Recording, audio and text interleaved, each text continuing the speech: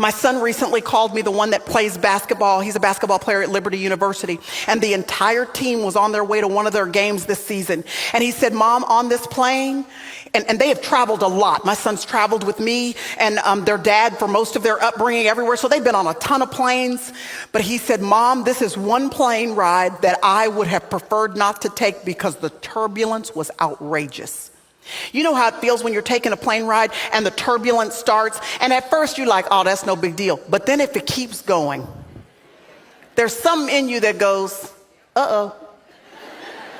So for a bunch of 19-year-old, 20, 21-year-old boys, for them to get to the point that they were like, wait a minute, are we okay? Wait a minute, is this it?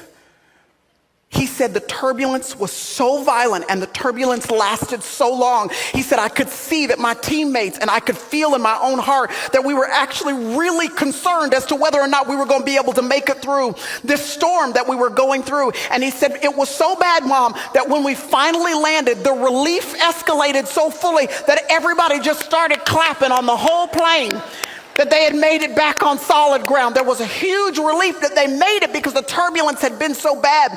He said, so Mom, on the way out, we were so ready to get our bags and get out of there. He said, I happened to get to the front of the plane at the same time the pilot was coming out. So I saw the pilot and I said to the pilot, were you worried about this turbulence? He said, the pilot looked back at me and said, well, yeah, I feel what you feel. But then he said, I deal with my feelings differently, though, because I have a perspective that y'all don't have. I can see things clearly that y'all can't see. And he said, I also have tools and equipment and instrument at my disposal that y'all don't know how to work, but I do.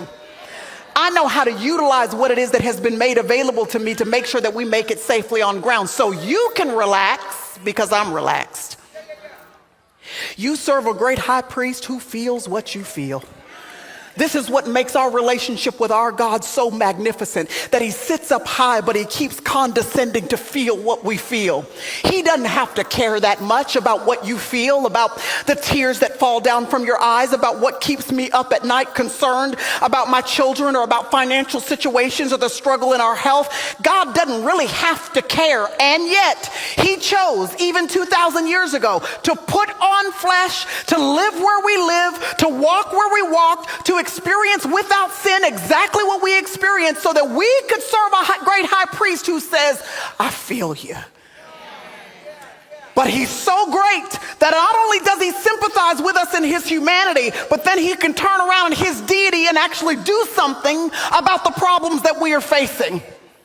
Because he has a perspective we do not have. He has instruments at his disposal, the likes of which we couldn't even figure out how to operate if we tried. His ways are not our ways. His thoughts are not our thoughts. As high as the heavens are above the earth, that's how high his ways are, and his thoughts are above our own. So the reason why you can relax this is because you have a pilot that is at the steering wheel of what is happening in your life, and he's got it all under control.